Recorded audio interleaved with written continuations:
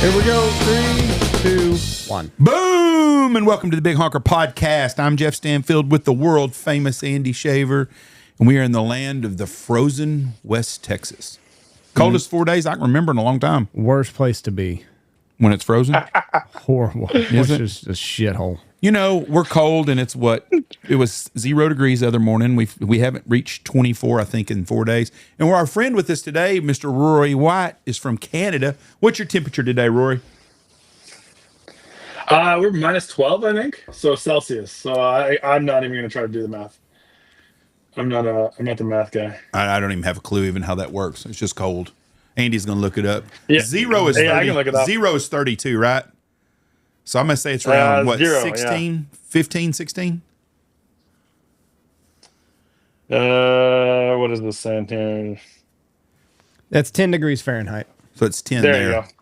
So you're 7 degrees warmer or colder than... What is it right now outside? It was actually creeping up. It's 30 degrees outside Fahrenheit, so it's almost Okay. 0 degrees Celsius. Yep, so there you go. For us, that's cold, though. I think we're gonna get above freezing today, so And then everything will ice back up tonight.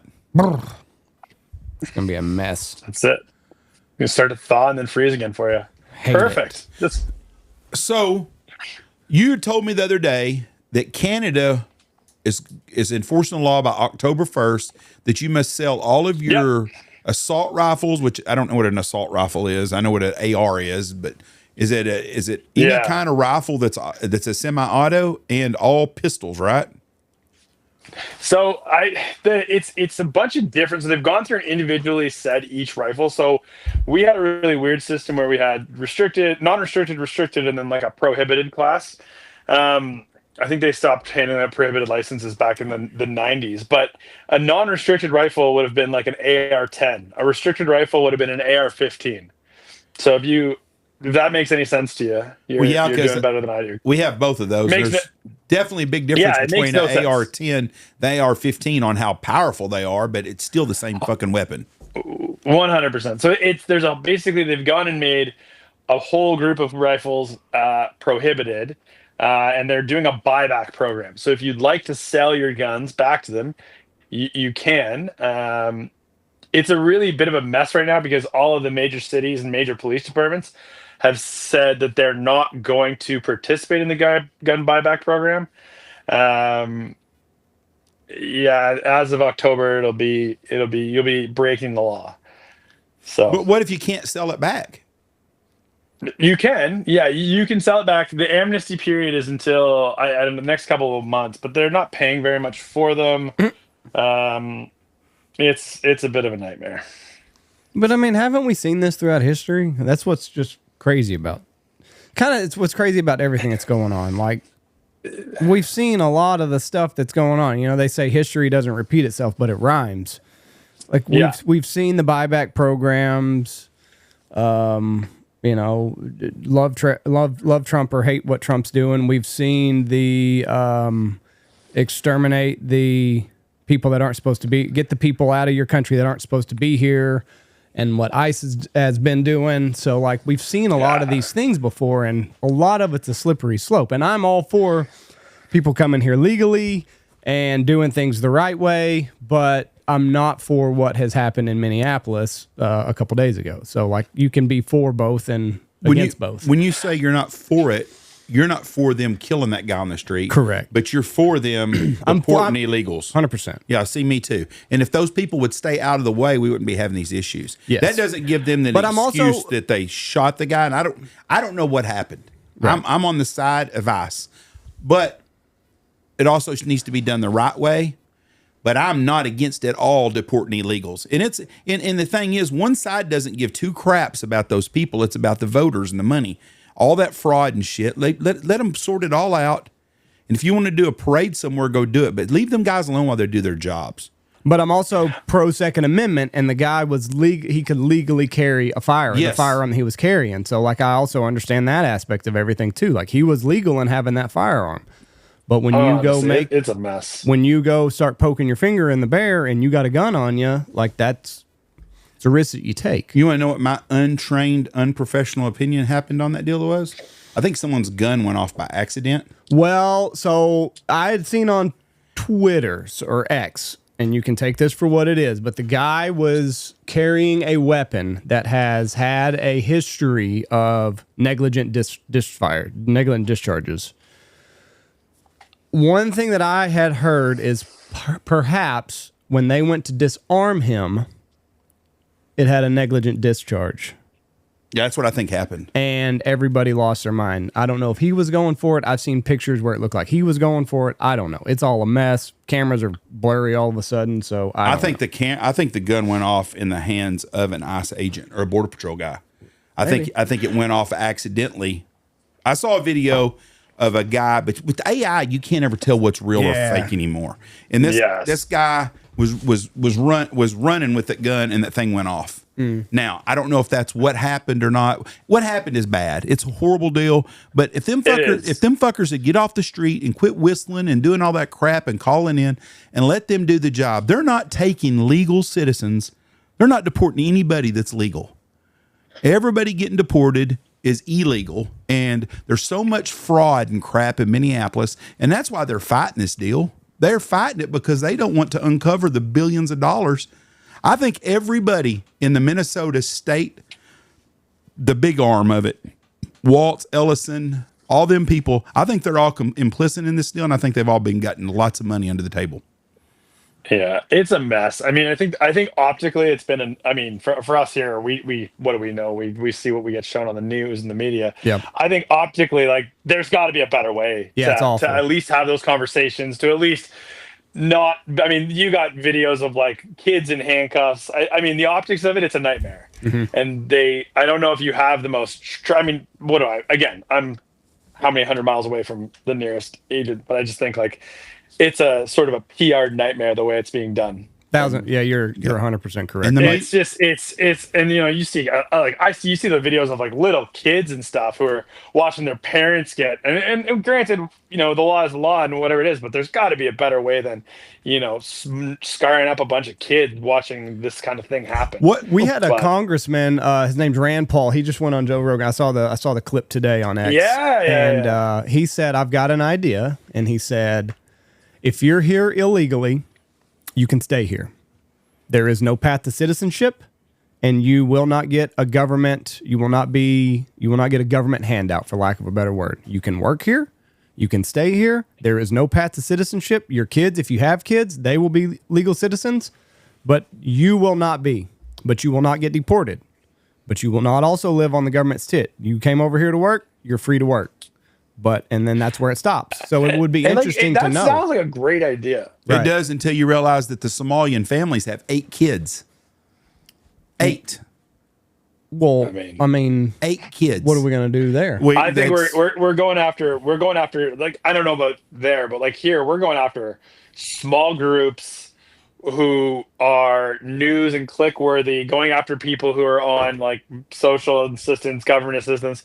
And then if you look at like multinational billion-dollar companies that are scapegoating taxes by deferring, revenue and splitting it back and dividing it over bad years and being able to write off the crazy shit that they write off. And it's like, I think there's so many loopholes at the top, but if they keep us fighting in like middle class and like lower class people, they keep us fighting about that type of thing, about government fraud and waste, then we stop looking at the bigger picture where they're making money. How many politicians are making millions and millions and millions of dollars, and they're telling us that the problem is fraud? Give me a break. Or we need to worry about what bathroom people are going in. Yeah, like, give me a fucking break. I don't care. I just think it's a sleight of hand to like, hey, look, you should be pissed off about this while we silently rob you under here. See, it's completely, it's like the ants farms. If you take 2 colonies of ants, put them together, they'll be completely peaceful. But if you shake them, then they'll fight. If they just keep us fighting and keep people deciding, are you a conservative or a liberal, or like, your views, weaponizing your own views against you fortifies somebody's position. It's ridiculous. Like, I can't listen to it anymore. I'm tired of it. We can't do no harm. Take no shit. I'm over it. We cannot ignore it though, and that's the problem. No, we can't. You're right. That's the problem. And just like you said a minute ago, and Andy said, I hate to see these kids there. Their parents are getting handcuffed. What happens when your American redneck dad gets a DWI with a kid in the car? They handcuff the dad then and take him to jail. They split those families up. I mean, you can't just say one thing's okay and one thing's not.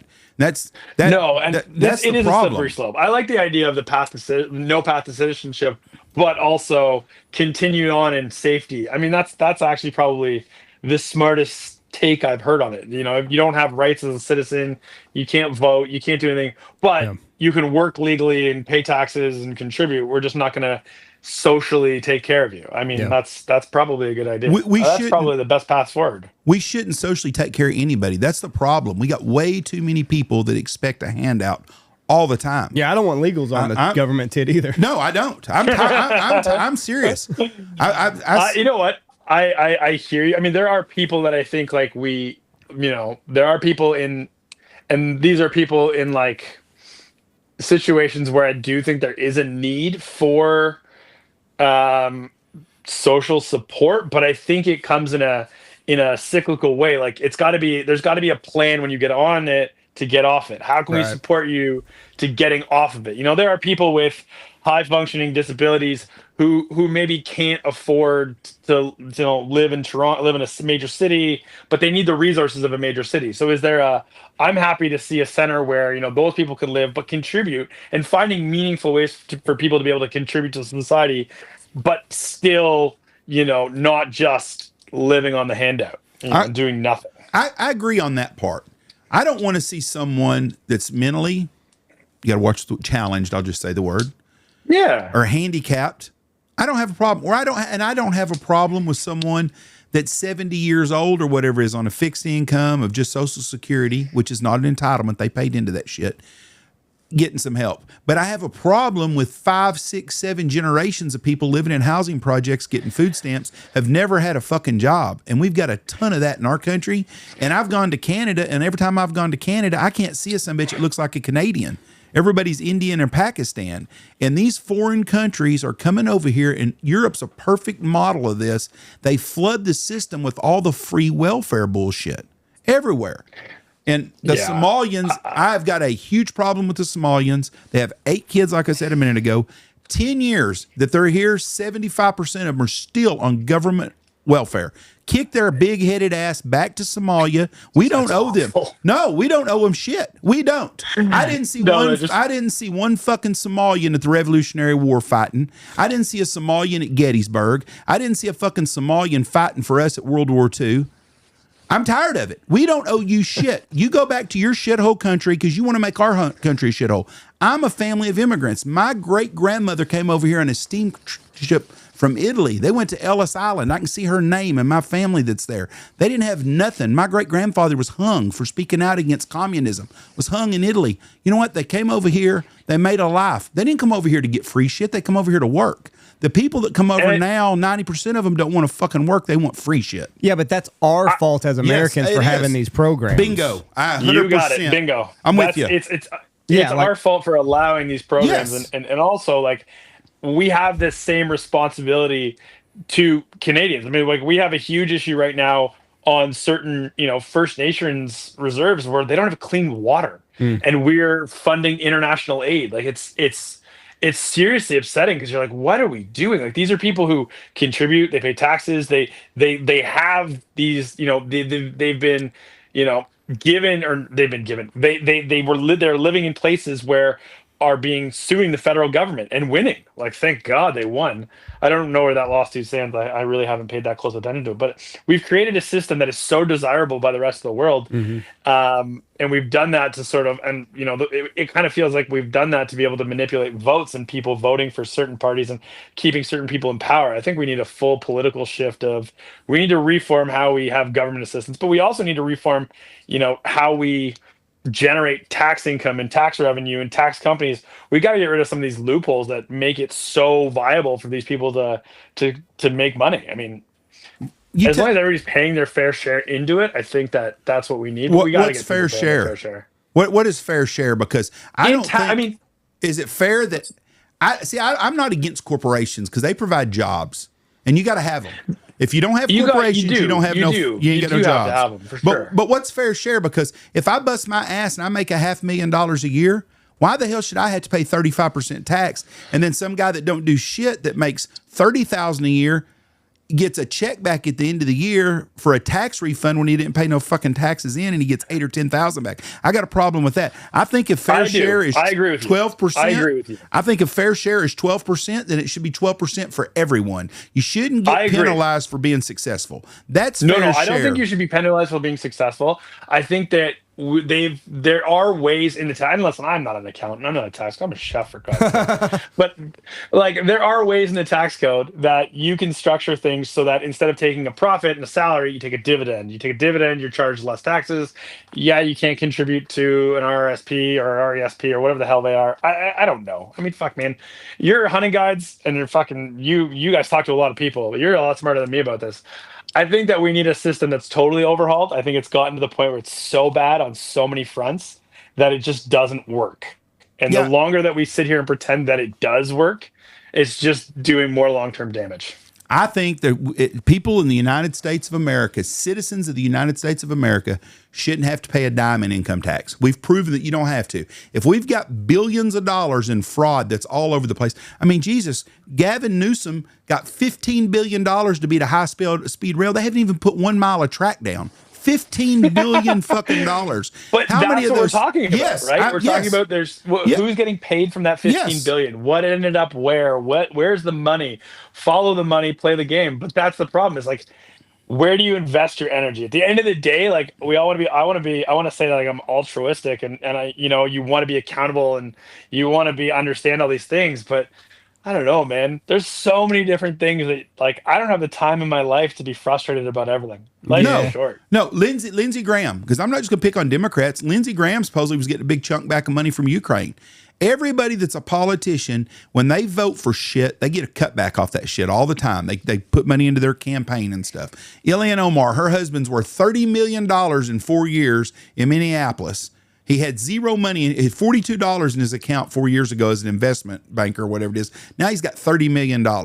Well, unless he's smarter than Nancy Pelosi when it comes to turn $42 into $30 million, we know how he got his money too. But the system is corrupt. The people are corrupt. We do need to overhaul. But when we got Doji going, everybody wanted to fight against Doji because it showed a bunch of this stuff. USAID or whatever it is. You know, someone's paying these agitators too. There ain't that many people out of work that got the money to go out there and sit when it's 10 below zero to dye their hair pink and blue and act like a dumbass and blow whistles if they weren't getting paid. I don't give a shit. I don't give a shit what it is unless there's some monetary reason there. You're not going to do it. And the whole world is screwed up. And I don't know what the answer is, but fair share should be fair share for everybody. 10% tax max for everybody, and there shouldn't be all the fucking write-offs. If you make $5 million a year and you got to pay 10%, then you pay $500,000 a year in taxes. But it should be the same for the guy that don't work. And we also need to do away with this Christmas in February bullshit we have in the United States, where these single moms that got 16 fucking kids get a check for $15,000 every February and a tax refund. Well, a refund is money you spend in, not just tax credits. And I don't like that shit. Yeah, you're asking the wrong guy. I couldn't explain. I have no idea how that works. I've never gotten a $15,000 back in February unless I did something to make 15 grand. No, it's very common. I have no idea. I have no idea. The single parent or the people that don't work, they get a big tax refund every year. You can see them around here when they get them. It's a bullshit deal. And I don't know the answer, but I know the answer is not to keep taxing middle America, that tax us to the balls and then let everybody else. You're either, and as a white guy, we're screwed because we ain't going to get shit for us. If you're a middle income white person, you're totally screwed. So you might as well not work and stay home and eat Fig Newtons and get a check, because if you work, all you're going to do is pay taxes so some other son bitch could sit on their ass. Well, that's why Andy and I are going to move to Costa Rica. That's right, man. They've got it figured out down there. You can't even get in there right now. Fucking Pura Vida. You absolutely can. Pura Vida. I have a buddy of mine. Yeah, Pura Vida, 20s. Yeah, I got a buddy of mine who's got, he's got 5 houses in Costa Rica. They're like condos in a condo corp, but he rents them out in like long-term rentals to Canadians and Australians and stuff to go there for the winter, essentially. And Yeah, he's doing pretty well with his life. He's pretty happy.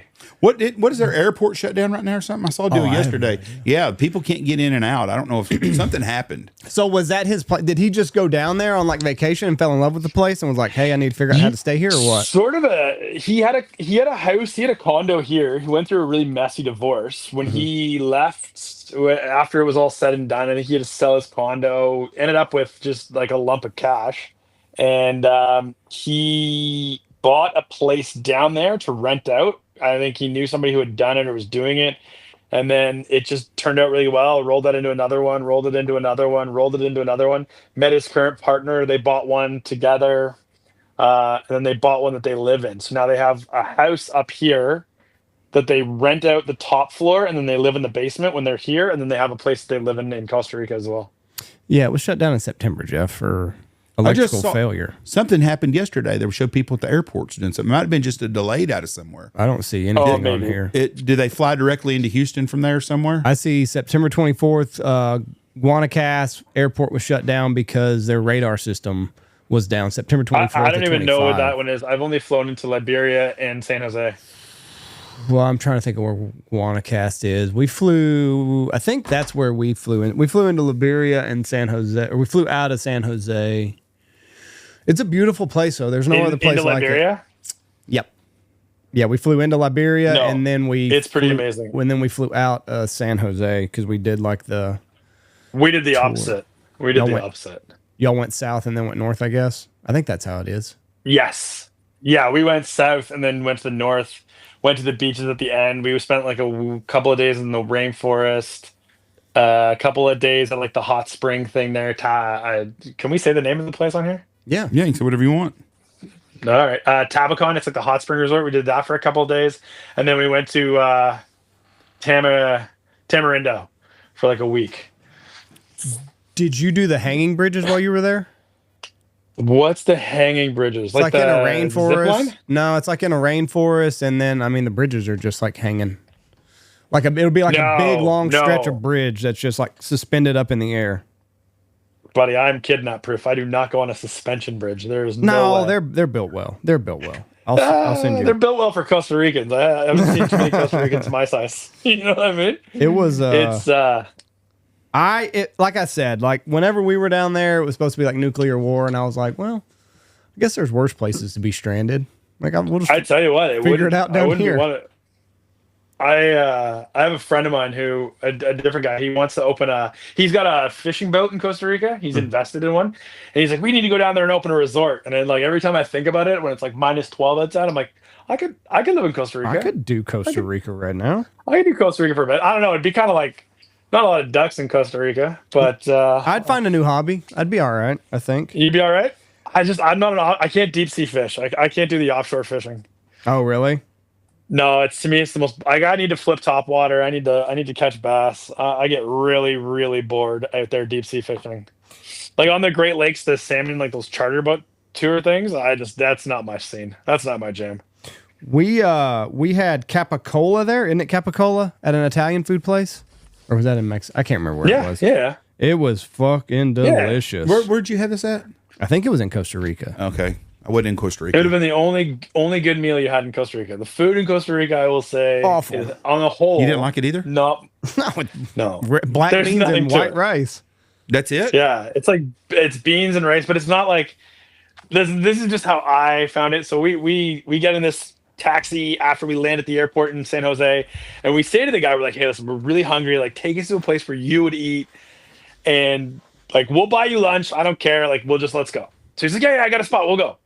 So like we get off the highway, we're like back roading it, and then we get to this like open air roof, like open sides with a roof restaurant, and it's just like a bunch of like communal tables, like, and you just go up and you order whatever you want, and then they bring it to you. I was excited. It looks fantastic. But one thing you notice when you get there, like it doesn't smell amazing. But like it's outside and it's raining that day. So I was like, okay, cool, no problem. We get the food, my wife and I kind of look at each other like, all right. First bite, it's like it's bland, it's boring. It's like, y'all have like salt. Is there no salt? You're on the ocean. Like boil some water, get some salt. Like let's try something here, guys. And it was like every meal we had was kind of like that.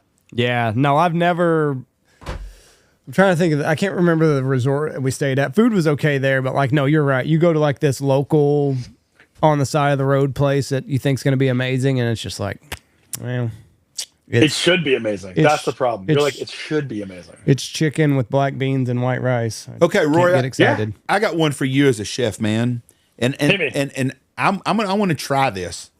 I want to eat the Somalian rice and bananas because a guy told me it's really good. Have you ever had that dish?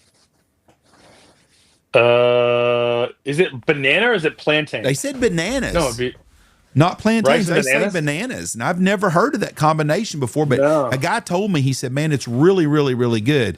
He's like, "Do y'all have a Somalian restaurant around here?" I said, I ain't seen no big four-headed sumbitches anywhere around here. You're not allowed to go, Jeff. After what you just said about the Somalian people, you are not allowed to go. What did I say that was wrong? I'm not saying, but I'm just saying. Okay, there you go. No. The way that you just lambasted them, the last place you need to go is a Somali restaurant and try to enjoy some of their local cuisine because you just demolished their entire society and now you want to go try their food. So I'd say fuck off. I pretty close. When I was growing up, like one of my best friends was Somalian, like the nicest guy in the world, nicest family in the world. That's why, like, I don't know. You can't let a bunch of bad apples spoil the bunch. Right. Okay, so there's one family out there that's pretty nice. I'm sure there's 100. I'm sure there are hundreds. There's a bunch of them. I'm sure there are. I'm just telling you right now. What's that family in the Appalachian Mountains that's like the most inbred people in the world? The Whites. Like they're not. What are they called? I thought they were called the Whites. You sure? I don't think so. Shit. But anyways, I make fun of them too, a bunch of cousin fuckers. So I'm honest about everything. So I'm telling you right now. We're not all white people aren't inbred, just like all, I never said they were inbred. Illy and Omar did marry her brother, though. The Whitakers. Whitakers. The Whitakers. That's close. When you said the Whites, I was like, oh man, like that's my last name. Did I really? Well, you know, I think when the Whitakers moved to Canada, they took the name White. So you might be a Whitaker. Yeah. That's it. Yeah. LeBlanc in Quebec. Yeah. But anyways, I'd heard that was a guy told me, he said it's a really good dish. You should try it. I thought, we don't have no Somalian restaurants around here, so I'm probably not going to go to Somalia. But I would. It's like when I went to Puerto Rico. I could not wait to eat mofongo. Did not like it. Did not like the plantains. What do they call them when they're fried? Fried plantains are my favorite thing in the world. What's that called? They're one of my favorite things. Tostones. I was not a big tostoni fan at all. Okay. And coco frio was just warm water out of a coconut shell. Would not like it either. And anywhere we go, I like to try different things. And so I was not a big. I didn't like the Puerto Rican food either. Breakfast was really good, but that was my favorite. I've never been to Puerto Rico. It's beautiful. It's a great place. Old San Juan is a beautiful. I would go again. I'd leave tomorrow if Michelle would get on a plane tomorrow. I would leave to go to Puerto Rico tomorrow. I loved it. You know what? The one country I want to go to is Cuba. I do too. Fuck Greenland. Let's get Cuba back first, and then we can take Greenland. Like let's get Cuba first. I want to go down there. I thought that was over. I thought we were done with that one. I thought that one was over. I want to go to Havana. I want to have. I want old classic cars. A couple of cool cigars. That's what I want to do. I'm off. I'd go to Cuba in a heartbeat. I would love to go. Hell yeah, I would. I would love to go to Cuba. So what would you have to do as an American? Would you have to? Can you fly down there as a Canadian? You can. You can fly there as an American. You can. I know that, but you can't. You can't get a direct flight from Dallas. You'd have to go to like Canada. For a while, you could. They had a time you could because a buddy of mine went there because I messaged him about me and Mom going. I would love to go to Havana. I would love. I think it would be cool to see it. Yeah, it's super cool. And the food is really good down there, right? That's what I've heard, but I've also heard like a friend of mine, his wife's Cuban, and he was saying like the food's very like scarce. Like it's not the resorts and stuff are one thing, but then in like for actual people, it's pretty scarce. I don't really know. What's a communist country? One country I really want to go to is I want to go to what's it called? I want to go to like Laos, Cambodia. Mm-hmm. We went into Laos when we were in Thailand, but it's just like you cross. There's this like the Golden Triangle. There's an island that's occupied by Laos, but it's not actually. So you just take a boat from Thailand. You go to the island, they stamp your passport, you come back, but there's no actual like in there. Right. But the food is incredible. Like Thai food is one of my favorite things in the world. Yeah, I would agree with you on that, 100%. Thai food is phenomenal. Yeah. Vietnam, the food was amazing. How long was the flight getting over there? Oh, that's a great question. We flew Toronto to Hong Kong. It was like 14 hours. Hong Yeah. Kong to Thailand to Bangkok, I think. Like, don't quote me on it. I think it was like 3.5, 4. It wasn't bad, but it Not was terrible. like you fly out of Toronto at night, Yeah. and then you whatever, like you leave at 11. I took a sleeping pill and passed out, and then I woke up like 5 hours later and I missed dinner. And yeah, so I was like eating like instant noodles on the plane. It was wild. I think 12 or 14 hours to Hong Kong, and then 3 or 4 hours to Bangkok. And then in Bangkok, there's like the international airport, and then there's like the local airport, and they're just on other sides of the city. So you just like we use Bangkok as sort of like a jump off point, and we went to like the north, Chiang Mai, Chiang Rai, up to the border, and then we went south. We went to like the islands. We flew to Krabi, and then we went out to Railay, which is like a peninsula. It's like a mangroves on one side, really nice beach on the other, but it's just like a peninsula. It's like landlocked. You can't get to it unless you're by boat. And then we went to Vietnam for 4 days, which was really cool. How do you navigate the language barrier? Bad? Honestly, no, not Poorly? really. Like when you're when you're there, like there's enough people trying to take English in school. Oh. Like when we went to Vietnam, like we had people like walking up to us, like students, and they want to talk to you because they'll tell you flat out, they're like, we just want to practice English. So they just want to like have a conversation with you, and then they'll ask you questions, and you just like have like a natural conversation. But it's so that they can practice their English. So that was pretty easy. A lot of the staff, like, I don't know, what do you need? Like, you point to the number on the menu. Yeah. I don't know, you figure it out. There's a lot of like you learn like certain like things. Like BDS is like the train. So you jump in a cab and you like BDS station Udumsuk, BDS Udumsuk, and then they'll just like take you, like they know you're trying to get to the train station, and it's like whatever. It's not hard. There's a lot of American bastard kids over there still. Oh, 100%. Honestly, there are a ton, well, yeah, but there's also like a ton of like Europeans, Canadians, Americans that go over there and start new families and new lives. It's kind of strange. Me love you long time.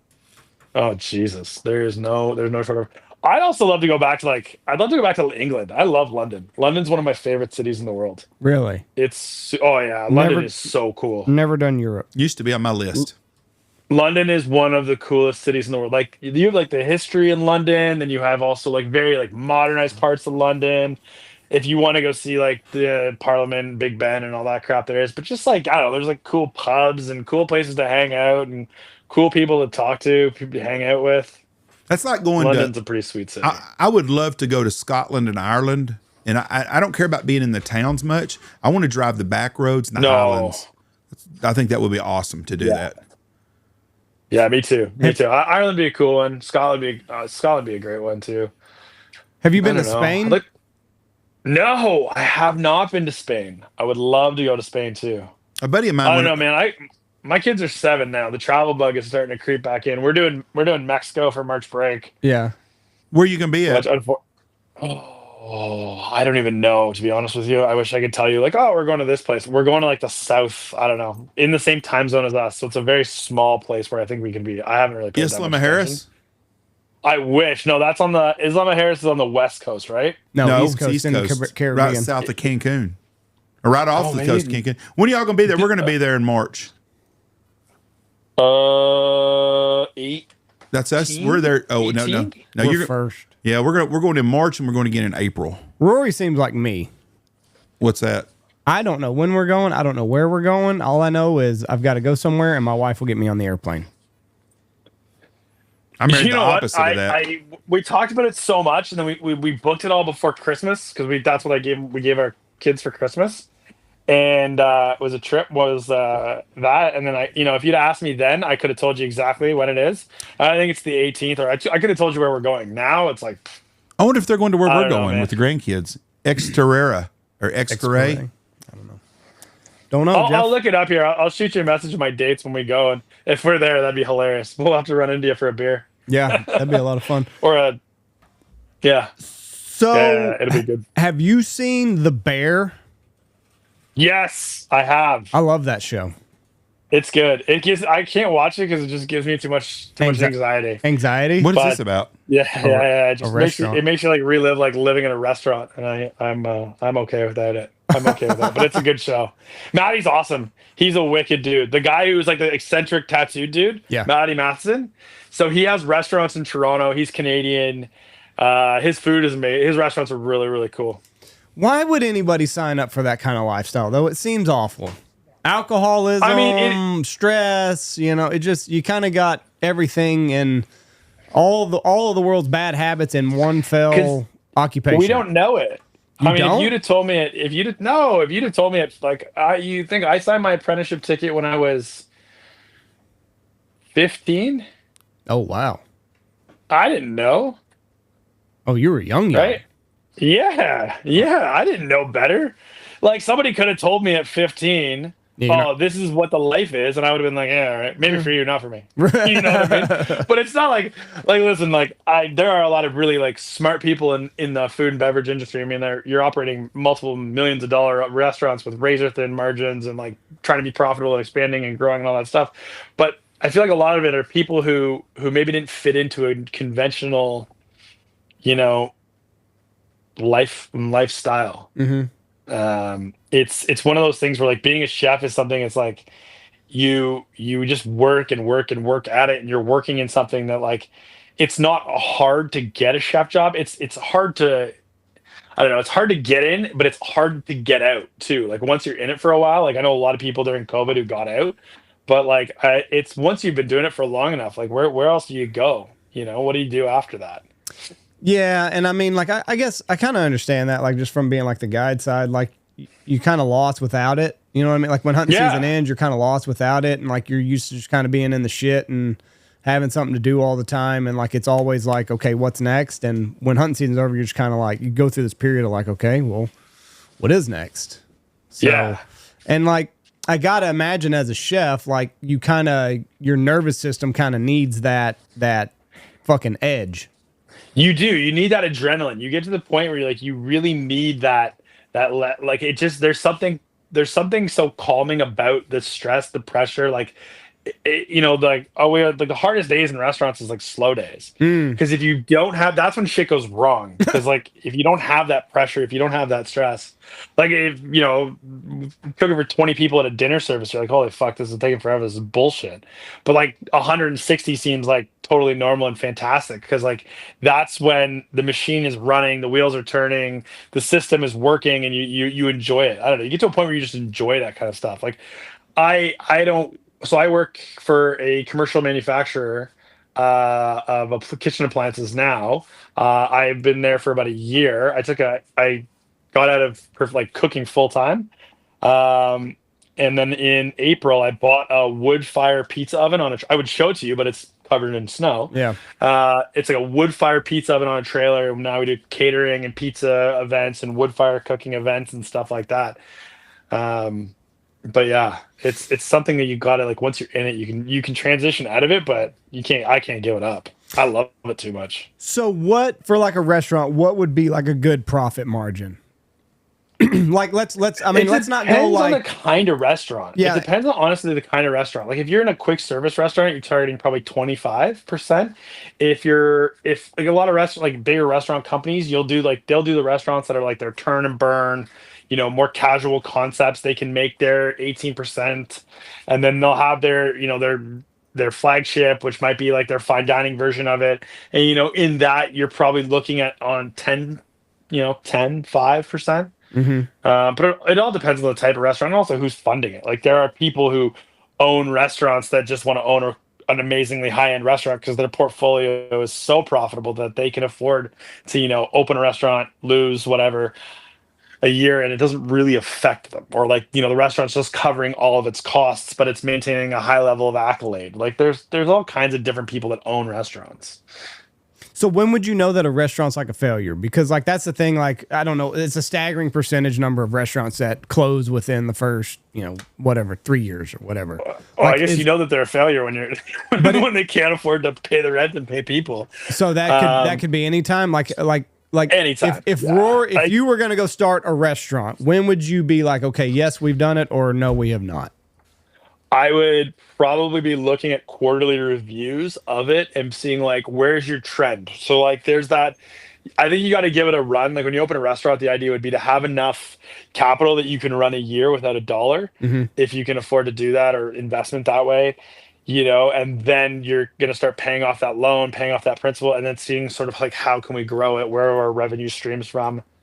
But like, are we profitable? Are we tracking to be profitable? Are we able to manage our food costs? Like it's shocking to me actually, like the number of restaurants by people, and like this has just been the whole my experience in restaurants with people who don't actually know their numbers. Mm. Like to me, it's crazy. Like, what is your food cost? If you own a restaurant, you can't tell somebody what your food cost is if they ask you, like, or if you're willing to share that kind of information, like, what's your food cost? And they don't know, like that. It's like, oh, okay, we've got a data, and I think that's the real problem in the restaurant business is people don't understand how to use their data, like how to forecast, how to use data to be like, hey, this is our labor number, this makes us profitable, this doesn't make us profitable. Like you can get to a situation in a restaurant where you're taking on more coverage, but you're hiring more people.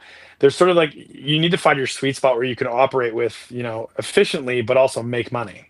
Yeah, because it's like a fine line where some people are like, "Oh, we just gotta get asses in the door," and it's like, well, hold on, like that's gonna come with costs. You gotta buy more food, you gotta have more staff, you might have to expand your restaurant. Like, yeah, more asses coming through the door is a great idea, but there's a lot on the back end. You can't handle it, and then also knowing each dish. Like if you don't know the costs of your dish. And then also, if you're not using things like, okay, if you're doing all of your own butchery in house and you're bringing in like sides of beef or sides of whatever, like when you break stuff down, do you have the people to use all of it? Are you making your burger grind and saving your trim and like rendering your beef fat for tallow? And like, what are you doing? Like, how are you transferring everything and getting as much value out of the things you pay for? And that's sort of where I think a lot of places, you go to like convenience products or pre-butchered stuff. And it's like, okay, so like you can buy a steak pre-cut at, $26 a pound, or you can cut your own steaks at $16 a pound. But what are you doing with that trim, the waste? How are you using it? It just becomes a game. It's the game within the game. And there's some people who love it and some people who I don't know, maybe probably shouldn't do it. But there are I meet people who are like, oh, I'm an entrepreneur. I've done this, this, and this. Like the restaurant, we're going to do this great restaurant. It's like, good luck. God bless, Pay attention to those numbers. Yeah. But yeah, I watched The Bear, and I can only watch like an episode or two at a time. Thank God they're 30 minutes because like I just feel my anxiety like, okay, I got to step away from this. It's a great show, but this is just, it's too much. And then every time his cousin would come on, I'd be like, well, something's about to get fucked up. Like, wheels are coming off. I've only seen a couple episodes in the first season. The last one I watched was when they drugged all the kids with the Vicodin or whatever it was. Yeah. The hell are y'all watching? And I was like, The Bear. What is this on? FX. It's FX. Yeah. You can get it on Hulu. It's like they go to a catering event. It's been years since I watched the episode. They go to a catering event and accidentally somebody drops like their prescription for Vicodin or Percocet or something into the into the lemonade, and then all the kids are asleep, and it's like, oh, yep, that's about it. That's all. I'm good. I can't watch anymore. But it was a good because I guess his family had the restaurant, and it was like neighbor. It's in Chicago, I think, and like they made roast beef sandwiches or something, and like that was hot beef or something like that. And he's like, no, like we can do something else. And this guy had the cousin came to take over the restaurant, and he was a Michelin star chef, and he's like, we can do something different. But it's just the hustle of getting that restaurant up and running. Yeah, it's a different sort of business to get into. There's a lot of people who get into it and are like buy franchises of it, and then it's like, okay, like that's if you want to get into the restaurant business, buy a good franchise. Like because franchises build systems. Especially if I was going to open a restaurant tomorrow, it would be a franchise. Like a Chick-fil-A? I would honestly do Raising Cane's. Oh, really? If I could. Yeah, only because it's not here. Chick-fil-A is already here. Oh. So I would want to buy one that's not here yet. Chicken Express. Chicken Express is in the South here. Like even in America, there's like 4 states that have a Chicken Express. They're excellent. Texas, like one of those chicken Arkansas. concepts. Yeah. That's probably where I would go. I don't know. I don't. Or like there's the next time you go to New York, there's a pizza place. It's called Unregular Pizza. Mhm. It's fantastic, like Roman style, square by the slice. It's so good. It's so good. But I mean, we have so many pizza places here. So that's Like, I don't know. That's called Roman style, the square. Yeah, like that New York, yeah, square pizza, yeah. But they had one who was like andouille, pepperoni, hot honey, and like a big ball of burrata on it. And it was just like, this is disgusting. I'm eating it on the street, like I'm a complete mess. But God, is it delicious? I'm like, I'm standing there, like I'm like after eating it on the sidewalk because they don't have like a place to eat it in the place. Like it's like a 200 square foot shop storefront. Like there's no washroom, there's no tables, there's no nothing. They have this like wicked like wood display case, all the pizza's under glass, and then they warm it for you. But like that pizza was the best pizza I'd had. In, like yeah, Do you it was ever, like November in Washington Square Park, like eating this pizza, and I was like, this is ridiculous. Is there much cost in pizza? I mean, I gotta imagine. I mean, it's No. dough, sauce. It's I guess cheese would be your most expensive thing. Yeah, cheese and all your Meat. toppings. It depends. If you make your own dough versus buying dough, that's sort of where your costs come in. But no, pizza has great margin. Pizza and pasta have fantastic margins. Yeah, it's relatively cheap dish. Yeah. So, do you Yeah, like big time. thin? Do you like the thin pizza or do you like the thicker pizza? Honestly, the only pizza I don't really like is the deep dish. I'm Yeah. not a deep dish guy. it's like eating It's not my- lasagna pie. Yeah, and it's too bready. I don't know. I like a crispy pizza. I like a margarita pizza. I like a Roman Oof, pizza. yes. I like all pizza, to be honest with you. Like I like a thicker one, like a focaccia based sort of style pizza. Like the only one I'm not a fan of is the deep dish. What about the tomato pie? Have you had that? Where they A tomato around pie? the Erie Canal, they have that. It's like it's just like tomato paste on it with like dusted Parmesan cheese, not Reggiano, the cheap Kraft shit that you pour on top. It's just a tomato sauce, and that you've never had that before.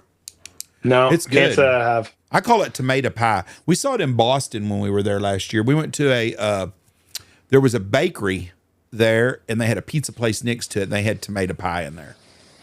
And it's Boston. but it's just a big. There's a pub in Boston. I can't remember the name of it. Last time we were there, it's like the oldest pub. Bell and Toll. Is that what it's called? Yeah, it's right there by the Oyster House where John F. Kennedy used to go. Me and Michelle, every Jeff's time a we go there, Bostonian. we always go have a drink or two while we're in there. But it's called Bell and Toll. It's the oldest. It's the oldest pub in America. It's cool. You sit in there, and it was built in 1638 or something. Yeah, like once a year they bring back like the old menu and do everything is like the original price, and it's like Oh, that would be wild. cool. Like yeah, it was cool. It was really cool. Chowder, that was my favorite thing when we were in Boston. Chowder. I hate The soup. best chowder I You ever hate had. soup? Hate it. Yeah, the best chowder I ever had is in Portland, Maine, on the ship where the boats come in. They had some little places there, and you could just get chowder. And they had crab and corn chowder. They had the Boston. Oh. They had Manhattan and the Boston chowder. But I don't want a chowder with tomato sauce. I don't either. Tomato-based chowder. No, I'm the same That's not way. my thing. I'm going straight rich, straight cream. When we were in San Francisco, we did a little chowder tour. Like that, when we were in San Francisco, 2014 was probably the last time. I don't know if I'd go back, but it was amazing. We went to the wharf and we had like chowder every place, and you just see like guys like dip netting for crab, like blue crabs or whatever kind of crab they were, Dungeness or Guess. But oh man, it was super cool. That was a really good chowder. What is coupillon? Is that a soup or it's just a broth, a seafood broth, right? Am I saying it wrong? Yeah, I think so. Chupino or coupillon? I don't know. Yeah, cioppino is like a fish broth. That's an Italian dish. I'm just looking up coupillon. The best fish stew I ever had in my entire life. I'm gonna give a shout out. It's a little diner in Grand Marais, Minnesota, right on the Canadian border. They had a Swedish stew there, soup, and it was a tomato broth, but it had lentils in it and had whitefish in it. Best soup I've ever had in my entire life.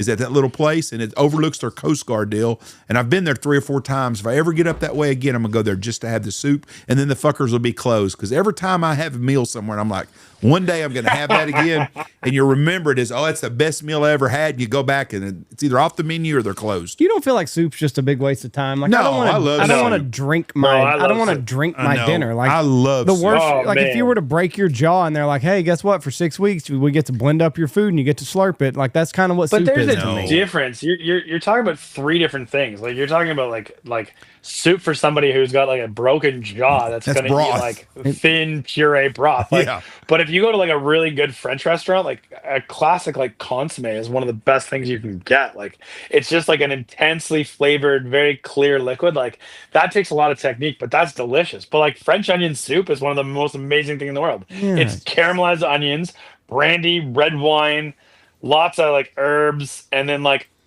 caramelized onions underneath like toasted bread and cheese. Like it's a meal in itself, or like chowder, or like mushroom soup, or like I don't know, chicken. Like I don't know. There's so many good ones. I Even like like- a good chicken noodle soup. I just like feel beef like and barley. I just feel like it's what Oh, the it's good what the one. peasants ate whenever they couldn't afford shit in the medieval times when winter struck. You eat barbecue all the fucking that's- time. What do you think that is? That's what classic. slave That's food? what classic cuisine is, right? Classic cuisine isn't like a Yeah. tenderloin or a filet mignon. It's beef bourguignon. That's like braised, slow cooked, the toughest, hardest cuts. We did beef and barley, like a riff on a beef and barley soup last year, 2 years ago. A buddy of mine gave me a moose shoulder. We made like moose barley soup, but we just braised it, chopped it into chunks, and then took that braising liquid and made the soup out of it. It was phenomenal. Oh, Oysters Rockefeller over here, old Big Bucks over here. He doesn't understand poor people food. No, it's And just that's- it seems like Oh, what the man. peasants ate in the they medieval did. times. Barbecue, same way. The slaves Yeah. took that old the meat nobody else wanted. They slow cooked it and made it. And you love brisket and shit. I love it. Okay, that's the same shit. Love It's ribs. poor It's people the same food. idea. I mean, I think like not that's poor where people. that's where all classic like cuisines of any sort of nation come from. It's not like,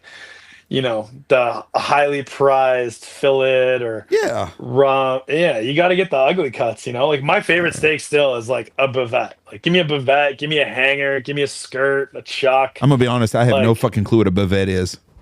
So it's like it's all of those cuts of steak that come off of the inside of the bottom of the cow. Like when you think of like a classic steak, you have your loin, your beef loin, which is your strip loin. At the back end, your ribeye is the front section, and then underneath the strip loin, going the opposite way is the tenderloin.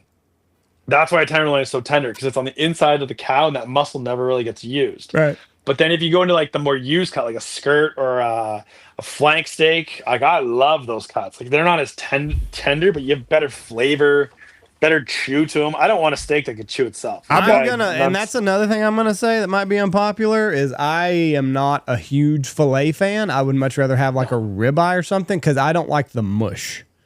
Like there's there's a that line. cap muscle off the end of the ribeye. Like, you know, if you look at a Yeah. ribeye, there's like the Yep. loin and there's that cap. Yes. That muscle is called a spinale dorsi. Oh, It's the Yeah. We know. We love. We've had this one, yeah, Yes. yeah. But if you follow that muscle into the chuck shoulder of the cow, there's some really great steak cuts in there. Like, think of like the capicolo, the one that we're talking about. Yep. That's basically the pig version of it because it's just that capicolo. So if you get like an Italian, they cure it. But some people like capo steaks. It's just a bunch of like little different muscles, but it's that same muscle. It's the top end of the loin that comes in. Yeah, like there's a lot of great cuts on steak or on a cow that honestly in North America just end up in the grind pile we because they're just not as popular. I bought a case of, I think it was strip loins is what I bought. I bought a case of strip loins, and I'm going to have Andy cook them on the Traeger when he gets back from skiing and try Nice. them one day, because the guy told me, he said, this is what a lot of people are making tacos out of. And there's another great food that's a poor person food is tacos. You're fucking 100%. high. You don't like tacos? Not hard tacos. I hate them. No, like street tacos and stuff are amazing. Oh yeah. I like street tacos. I don't like crunchy. Oh, yeah, I don't like like the crunchy. I don't like the crunchy shell. No, not Tex-Mex, Like those just corn old-fashioned. tortilla, those corn shells. I actually saw like what Taco Bell did it, the hard one wrapped with the soft one, and Yeah. I don't know. You go somewhere, you get one of those. Like I'm a fan. I'll do those. If you I'll don't do like those. Taco Bell, something's wrong with your taste buds, because I'm not a Taco Bell guy, but I've never had a bad Taco Bell ever. Well, I prefer a burrito over a taco. But same thing. But you can go Taco Bell and get something that tastes good. Yeah, but it's just I just can't believe that they can charge more in the way that they manipulate the tortilla. You know what I mean? But that's like anything, right? Like, if you fold the tortilla, you got a taco. If you roll the tortilla with the same food in it, you got a burrito that's 50 cents more. If you put a flat tortilla down and shove it with the same meat that's in the taco and the burrito, and put another piece of tortilla over the top of it and fry it, that's another $2. But that's a quesadilla. It's the same shit. You know what you've been listening to? The fat guy that died that used to be the comedian. What was his name? I haven't listened to anybody. It wasn't a fat guy's name. He was funny as hell. He talks about food all the time. I haven't listened to anybody. You know what I'm talking about? There's two of them. Yeah. The big fat white guy that died. I do have authentic thoughts every once in a while. What is the fat guy? I don't know. Ralphie May? Yeah, Ralphie May. He did a bit, the same thing you just said, for word verbatim. He said, them fucking Mexicans are tricking us. They got a taco. They got us duped. He goes, everything's got the same fucking thing It's in it. all the same meat. It's got beans, tortillas, rice, and cheese. Yes, they've tricked us. And jalapenos. He said they do it all different ways, but it's the same shit. It's the same shit. It comes from the same bin. They cook that all the same. That's all cuisines, though. Think about it. Like, how many 100 shapes of pasta are there? And you're telling me that this shape of pasta only goes with this sauce and this thing? Like, get out of here. That's not true. I'm with you. Yeah, like, just eat what you like. Don't put pineapples on pizza and eat what you like. I'm with you there. And I like pineapples, but I don't like them on pizza. Never a pineapple on pizza? No. There's been times where I've had the pineapple and I'm like, little sweet and savory action. Now I don't want it all the time. No, I'm a you got me. I'm good. I ate at a Thai restaurant, and it's been driving me crazy when you talked about Thai food, because I like Thai food. It's spicy as hell. But we ate somewhere. Oh, I know where it was. We ate in Victor, Idaho at a Thai restaurant, and they had something and had a vinegar sauce on it with whatever I had chicken, but it had vinegar on it. But it's funny, they had a play on words because it was called the KFC because it was chicken, because they're dung shit. Nobody could say that, so it was just KFC is in parentheses. But they had like a vinegar sauce on the chicken I had over the rice. It was a damn good meal. Thai food's the best food in the world, I think. It's got to be one of them. Italian food is up there. French food for me is up there. Thai food is up there. The French have made the only duck I like. Yeah, French. Yeah, I don't know. I'm like a classic English pub, like an English roast, a Yorkshire pudding. Like, there's just certain things that are just so good. So for Christmas, I made, for my family, I made a prime rib, and I was going to do Yorkshire pudding. I don't know if I fucked it up or if it's just bland. My Yorkshire pudding was not good. What did it look like? Did it like puff and look really good? Yeah, it looked good, but it was thick and not much not much flavor, and you fucked it up. I fucked it up. What is Yorkshire pudding? You take the drippings Yorkshire pudding. Go ahead. Yeah, you take the classically how it was the crepe station was beside the roast station, and somebody spilled crepe batter into the bottom of the roasting pan, and it kind of bubbled up, and then they baked it and they ate it. So over the years they kind of refined it, but it's basically a turnover. It's like it's a wet batter you pour in a hot oil, usually a rendered beef fat, and then it puffs up. And it's like crunchy, and it should be like salty. Oh, that looks fucking good. And yeah. Does it have mashed potatoes in it too? See, but I did mine. Alton Brown on TikTok. He was showing up during this time. He was showing up during Christmas, and he was showing how to make the Yorkshire pudding. But he did it in like a 12-inch cast iron pan. Poured everything in there, and it puffed up that way. Yeah, they look like babies. That's what a Yorkshire pudding should look like. Is that? Yeah, what's that in the middle? I didn't do the small tins though. What is that in the middle? You do them in that's so it's just a hole. There's nothing in the middle, but that's what they should look like. It's just bread.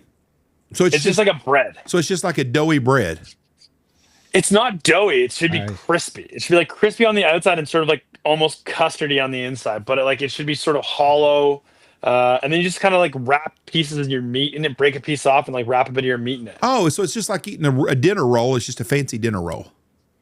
Yeah, but or it's a croissant. Not like bready. Like a croissant? You said it's lighter. You said it's more doughy in the middle. One day I'm coming to Texas. We'll make Yorkshire. I thought you asked me about hunting the other day, and then you asked me if you have to have would you ask a gun license? Oh, I asked. Yeah, because a buddy of mine's coming to Texas Texas in a couple weeks, and I remember is it your cousin who has the pork chop thing? Aviation? Yes. Is that your cousin? Eric. Yep. And he's like, "Oh, we want to go do it." And I'm like, "All right, well, I'll send Jeff a message and ask him what do you need to do." Anyway, I would have thought you needed and now I feel stupid for asking. Do you need a gun license to go hunt in Texas? No, just buy the regular license and you're good to go. Yeah, Perfect. It's Texas. We don't deal with all that communistic bullshit.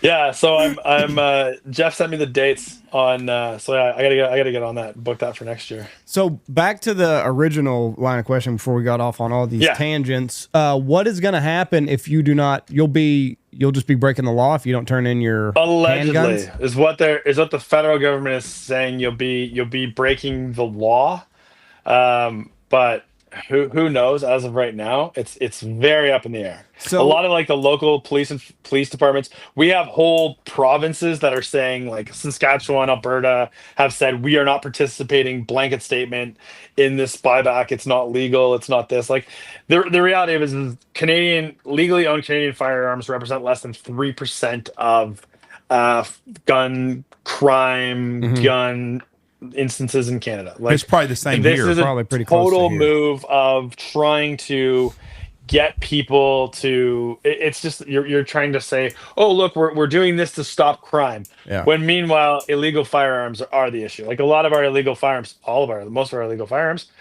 come from the States. And they're smuggled into Canada because it's less. I mean, it's a real pain in the ass. If you want to buy a gun in Canada, like it is, you have to really want a gun because it is a pain in the ass to jump through all the hoops. What?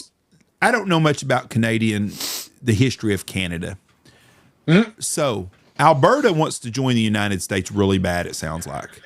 Can they actually vote to leave Canada? Like we'll just say example Minnesota right now. And there's a lot of good folks in Minnesota that have had enough. But we'll use them as an example. If Minnesota said, you know what, we're going to leave the United States and we're going to Canada, they can't do that. But Alberta can leave Canada to come to where or become their own country if they want to. I mean, I don't know. That's a great question. Again, you've got a chef on. You probably need to have a Canadian political figure on, or somebody who understands political and federal law. I know that there's been Quebec is always on this tangent of Quebec sovereignty and wanting to be their own country, but they've never actually. The people of Quebec have never voted to separate. I think in the 90s they wanted to separate, but it never passed. I think probably I have no idea. I don't know if you actually could. I don't know how you could wake up one morning being Canadian and the next morning be an independent country. They're voting in October. I saw where they're voting in October. I don't know how true that is, but they really. I honestly have no idea. They would be Texas of the North, so we would probably welcome them. We don't. No offense. We don't want Quebec. Couple buddies in Alberta. It's pretty. It's a beautiful part of the country for sure. My sister actually got married out in Alberta in October, so we were in Alberta. It was gorgeous. It's amazing. It's a beautiful place, but it would right up there. It'd be like us having another Montana, but I think that and we would take it in a heartbeat. But we don't want Quebec, and it's a beautiful place too. Quebec is gorgeous. Quebec is gorgeous. Beautiful it also place. Takes you up to Gaspé. It also takes you up to the east side of Hudson's Bay. I think at some point up into the islands up there. Quebec is gorgeous. It's an amazing. Laurentians are all through there. And Montreal's a cool city. Quebec City is a cool city. Yeah, I'm glad. No, you can't have it. You can't have it either. Canada's a beautiful place. I've never been anywhere in Canada did not think it was a beautiful place. Even the plains of Saskatchewan, when you see the elk and the wolves and it's a beautiful, beautiful country. There's no doubt about it. But it's crazy because the Canada that you see when you're in the small towns is not the Canada you see when you go to a big city. And it's probably that way in America too. But it's like anything. Major cities have their issues. Small towns have their issues. I was in Saskatchewan last year. We went out crane hunting, crane and snow geese, because we don't have a snow geese, or we don't have a crane season, and we don't get much snow geese here. So we went out west. It was the most fun. They're fucking mean, eh? Holy fuck! Yeah, a crane will whip your ass.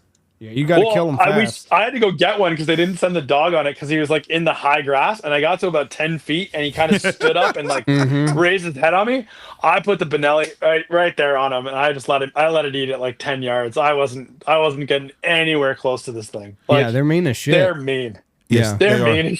Mean as shit. And then my other question about Canada that I'm going to ask a chef, and you're not a political guy, is I feel sorry for Canadians on this deal. There's a lot of things I feel sorry for about Americans. I'm not picking on Canada because I know a lot of good folks in Canada.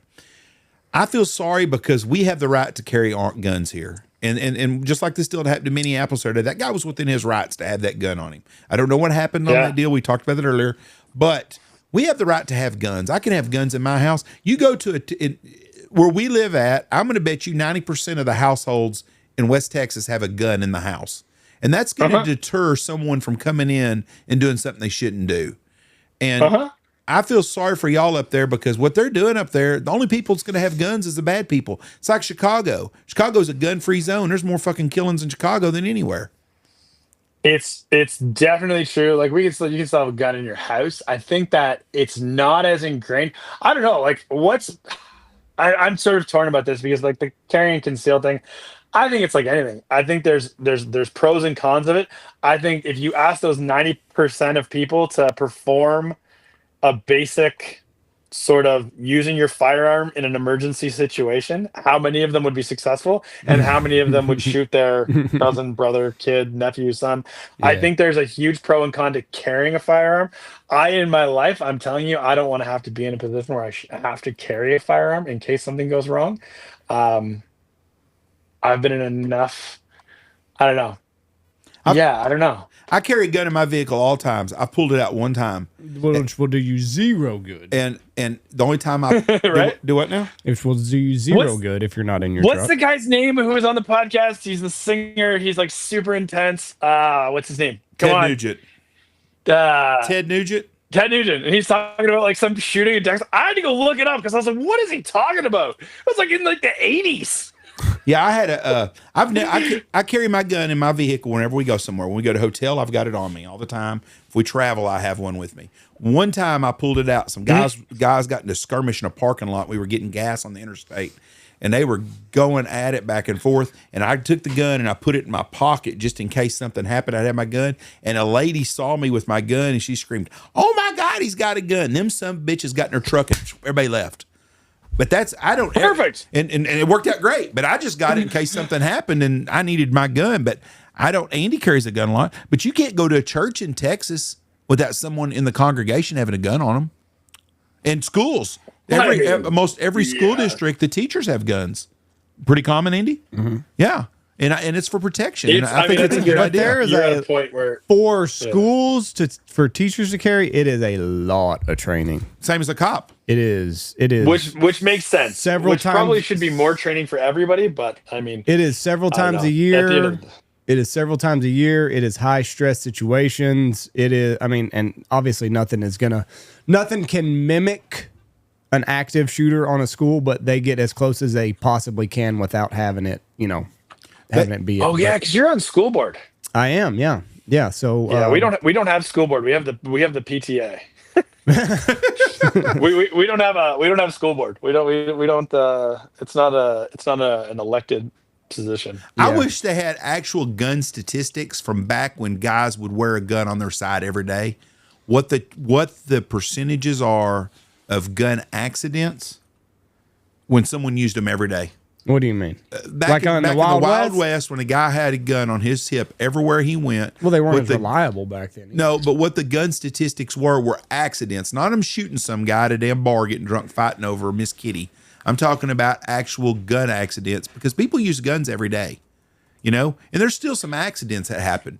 But absolutely. We've had in our within 50 miles of here, we've had 3 kids get killed by gun by a sibling or someone else. The parents did not put the gun up, and it's ridiculous. But that is the use case for people who shouldn't have. And I agree with you. But I think it's just like it's a right for sure, but it's also like it's got to be a common sense thing of hey, you got to be safe with these things and personal responsibility. We just had this snowstorm, and we took our kids sledding behind our truck. Well, there's 4 kids in the area that I think 2 kids died. And I 2 think kids died, and the kid's in really bad shape. But it just goes back to common sense. Like we were going 8 miles an hour where they were probably going 40 and going around one was bend hard. 45 miles an hour. Right. And let me tell you like, something. I'm not going to let, you know what I mean? Like, it's not a good idea to have your 17-year-old boyfriend or however old pulling you on a piece of cardboard behind his truck going 45 miles an hour. Well, I've done there, been the kid of the 80s here. Done a lot of that shit. When we got ice and snow, buddy, it was full on. And the hood of an old Volkswagen works really good at 45 miles an hour. But I'm going to tell you right now, I had to bail off before so I didn't hit a mailbox a couple of times. There's just a lot. I think most situations can be avoided with just a little bit of common sense and just a little bit of like common sense. Yep, that's what we're lacking. But like you said, there was thousands of people doing the same thing. Yeah. You had what? Sorry, we had 2 guys get tickets. We had 2 guys a couple guys get tickets downtown because they, on the hitch of the trailer hitch on the pickup truck, they tied like a wakeboarding rope to it, and then they were snowboarding behind it downtown. Right now, if you go to Dallas, Texas, or any neighborhood, these little small towns, we don't get snow ever. It's all over the place. Kids behind the cars doing shit. But like Andy said, Andy and them were doing it at 8 miles an hour and using some common sense. You got high school kids like when I was in high school, shit, we're going to go 40, 45 miles an hour and try to throw them off back and forth. We were lucky. Yeah. I mean, we were very lucky because we were stupid, just like those kids are that did the same thing. Well, we were going slow enough that the kids actually like fell off on purpose to create a little bit of drama. You know what I mean? Like, right. Yeah. And we live on a street. My biggest fear would be like, what's another car going to do? Like, if somebody else can't stop, hits their brakes, and then slides into my kid behind me. I mean, I probably wouldn't do it, but I guess we get enough snow. Well, that's the thing. The street that I live on, one side's a dead end, and then it makes an L down to another dead end. So there's no through traffic on there. So it's only a residential neighborhood. So we would go down to one spot, whip a U-ey, and then we would turn right, go down to the other dead end road, flip a U-ey, and that was our little track for a couple of days. At 8 kilometers an hour. I mean, it's funny because everybody did this. You're doing the same activity, but it's how you use common sense. Yeah. Common sense says I'm not going to drive 40 with my kids in the back. Yeah, and rip a fucking 90-degree turn left, and that's the real problem. It's the same dipshits that do the thing with a kid on a tube in a boat. Sure. I mean, and I've got my ass thrown off a tube many times like that. You try to hurt, and then you hear about a kid getting killed. Yeah, it's a sad, sad deal. And there's, we're not used to this weather here, and so they take advantage of it because it doesn't happen very often, and sometimes we make bad decisions. And kids need responsibility. And if you'd have been the grouchy old Karen on the block and said, "Hey, y'all need to slow down," and it'd just be another grouchy old lady trying to tell them. Well, I will be that in about 20 years. I'll be sitting there like, look at these dumbasses pulling their kids behind their vehicle. Get them the fuck off the street. That's what I'll be screaming. Get out of here. You don't fucking belong. It's 6:30. Haven't you had dinner yet? What's wrong with you? What kind of parents are y'all?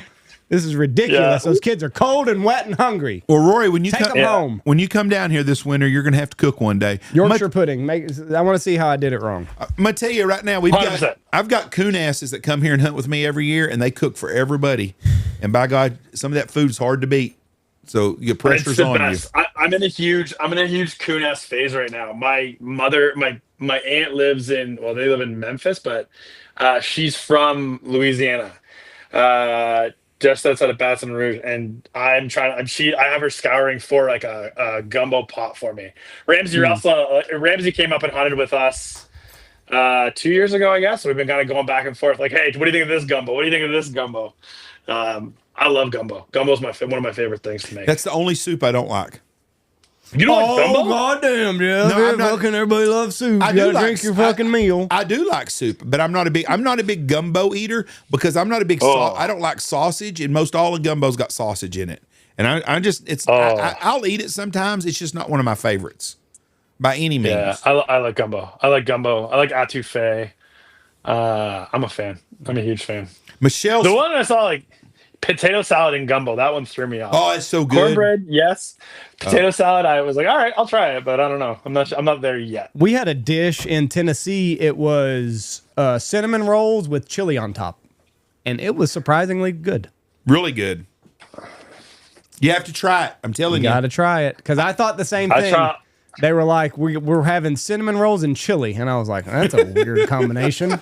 It was good. Yeah. Was it like a frosted cinnamon bun though? Yes. Yeah, it was a regular cinnamon roll and with chili on top. It was good. I'm Like telling with you. like a glaze, or did it have like white frosting, like icing? No glaze, like a regular, just like okay. So because we have cinnamon buns up here, like we ice them. We put like sour cream cheese icing and stuff on them. That's what it has. Yeah.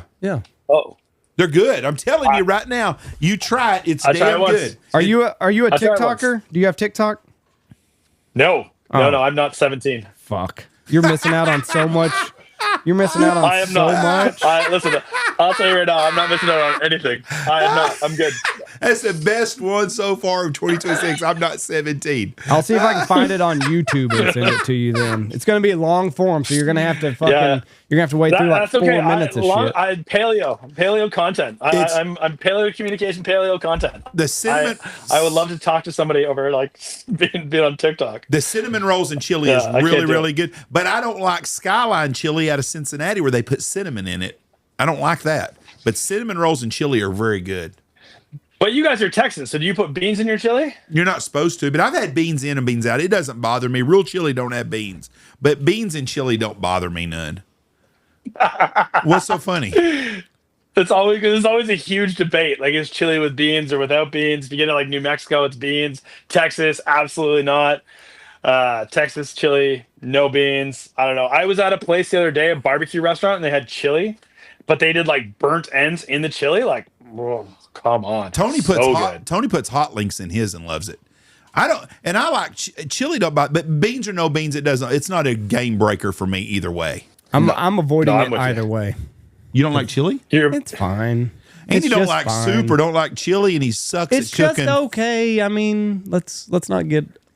Chili's not bad. It's not bad, but do y'all have Frito chili pies up there? Or do you even know what I'm talking about? You don't. No idea what you're talking about. It's chili with Frito. Wait, is this the one where they like take a Frito bag and they cut it and put chili and cheese and all that shit in it, and they eat it out of a bag? Yes. Yeah. We had that at the CN. It's like a Canadian National Exhibition. It's like a giant fair. Did you like them? I did not eat it. Oh, they're good. It's just okay. It's just Fritos with chili, cheese, onions, and Fritos. They're good. And there's a guy who does like the corn on the cob and like whole roasts them in the cob and then dips them in butter. Like if I'm going to the CNE, that would be damn good. I'm gonna eat that twice. Like I'll pass on everything else. Like maybe like the little donuts and a couple of corn, and I'm pretty happy. I don't like they do like the weird shit there. I don't like the Mexican street corn though, but I love corn. Oh, I love Mexican street corn, creme fraiche and like all pico and like what's the cheese that they put on it. Oh. Give me that one, 100% all day. Take the creme fraiche off of it, and I'd eat it. Oh, the crema and all that. Oh yeah, I'm so good. Street corn's my jam. I need it cut off the cob though, because I don't want to lose anything. You know what I mean? Yeah, I hate corn on the cob. Yeah, good lord, man. No, I like corn, just not on the cob. It's a lot of work. It's a lot of work. I don't like soup. I don't like corn on the cob. Whole food. No shit. There's no nutritional value in corn, so I stay away from corn as much as I can. It's just pure sugar, and I don't want it on the corn. Like fucking eating like this. You don't want it on the cob. Yeah, I don't like it on the cob. That's a pain in the ass. It's stuck in your teeth. You're dealing with that all day. You can buy one of those little things where you stick them through the deal, not just knocks all the corn off. Then you'd eat it. Oh yeah, I'll eat corn then. Okay, just cut it off. I'll eat straight corn in a cup. Give it to me in the cup. Corn cut off the cob in a cup, a little bit of. Oh yeah, I'm in. Yeah. I mean, I like corn on the cob, but that's just because. Oh, it's a waste of time, Rory. Rory, did you ever see the old MASH? We're not savages. Rory, did you see the old MASH episode where they grow all the corn and they're so excited to have a real 4th of July and they get it all there and they go in there and that fucker Igor, whatever it is, creamed it all and they were pissed off. He's like, well, goddamn, next time I'll just make it corn on the cob for you. Well, that's what they wanted, roasted ears. They didn't want no damn freaking cream corn. Yeah, that's the best. Yeah, corn on the cob's delicious. I don't know. Take the extra time and cut it off. What? Let me guess. A ribeye steak and a baked potato. Is that your thing? I would love that. Oh, I love that. A T-bone because the meat's around the bones. The best. I'm out on a T-bone. It's 2 of my least favorite steaks. Strip loin and a tenderloin. I'm good. I'm okay. I'll have a T-bone every once in a while, but it would be ribeye for me most of the time. Ribeye, baked potato. I like potato salad. Chateaubriand. That's a tenderloin. Yep. Boy, it's good. High high Wellington. stakes. You got to make a Wellington. There you go. I have made That's what I'll Wellington. do. I have made When I beef come Wellington. down, I'll make a welly. Wellies are good. I've done that before. So it takes a lot of time. A lot of time. All right, It's a Rory. labor of love. We've kept you for an hour, my friend. It's good talking to you. We will see you next year. Be safe up there. Likewise, lads. and I don't know what to tell you to do with the Hey, guns. we may go to the Thousand Islands this summer. If we do, we'll holler at you because that's only a couple hours from you, isn't it? Yeah. Shoot me a message. I'll come see you. It's a pretty place. Absolutely. Prettiest place in North America or in the United States, I think. It's got to be close. Boy, it's a beautiful area right there. All right. Thank All you. All right, buddy. We'll talk to you soon. Be Thank safe. you. Be safe. God bless, Gotta bud. figure out how to See ya. hang Bye, up. guys. Bye. Rory White, good dude. Yeah, you need to go check out the bear, Jeff. I think you'd like it. I'm gonna look it up today. I've got time to watch some TV now that season's over. Start watching some television. We'll start be again. doing our regular podcast schedule. Andy's got vacation next week, and then the week he gets back, we got to go to Nashville. So somewhere in the next 2 weeks, we'll start running out a lot more podcast again. Mm-hmm. Thank y'all for listening to us. God bless y'all. Come by and see us at the Boss booth at Turkey. Yep. We're also going to be giving away. We did a fundraiser for Andy Martell, listener to us. His son's fighting cancer. It's on our podcast page, the Big Honker podcast page. Check it out. You can look at it. It's a GoFundMe. It's $20. All the money goes directly to them, and we're doing away a 3-man hunt or a 6-man hunt for 3 days during the boss hunt. So please go do that. That goes to a good cause. Thank you. God bless you, and have a great day. Bye-bye. Watch for deer. Don't get stuck.